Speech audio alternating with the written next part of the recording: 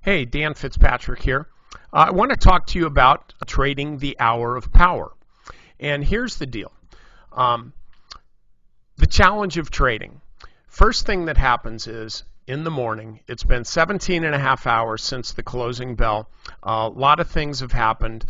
You wake up in the morning, certainly if you're on the West Coast like me, you got to really hit the ground running. But there's so much information, too little time to really get into it. And if you're an active trader, you're seeing all these things coming at you. It's like a game of asteroids. All these variables, and you don't have a roadmap. You don't have a specific trading methodology, a specific trading approach on specific stocks that you're looking at that you've planned out. Basically, you're a jack of all trades. You're just looking, what's your profession? Well, I just want to make money trading.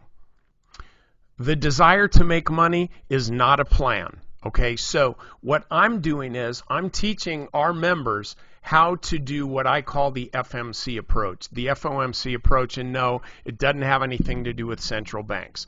We're talking about finding the trade, opening the trade, managing the trade, and closing the trade.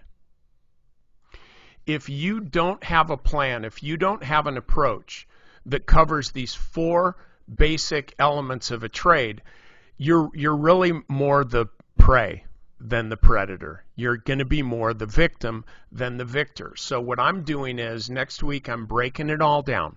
I'm going to show you how to find the stock, or actually the stocks with the best potential.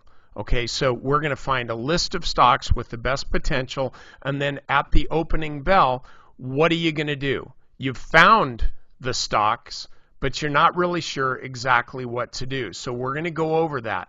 And then as far as opening the actual trade, we're going to look at how to set up the right risk-reward structure so that you can make some money. If you're going to put your money on the table, you want to make sure that it's the right amount that will keep you in the trade while minimizing your risk and hopefully maximize some profit.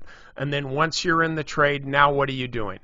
Where are you placing your stop? Are you adjusting your stop? Are you increasing your position size? Oh, crap, stock's going against me. Do I get out? Do I buy more? These are things that traders ask themselves all the time. Am I wrong, or am I just early, or am I a little bit late?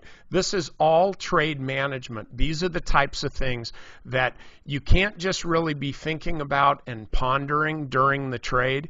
You have to really understand what you're doing and how you're going to do it.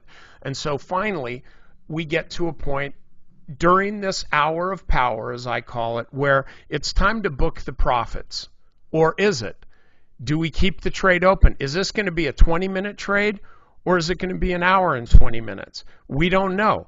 We're going to have an approach to figure that out. We're going to have an approach. I'm going to show you how to book your profits, when to book your profits, and also some methods that will allow you to figure out when you got to just accept the loss, when you just have to say, you know what, stock didn't do what I thought it was going to do.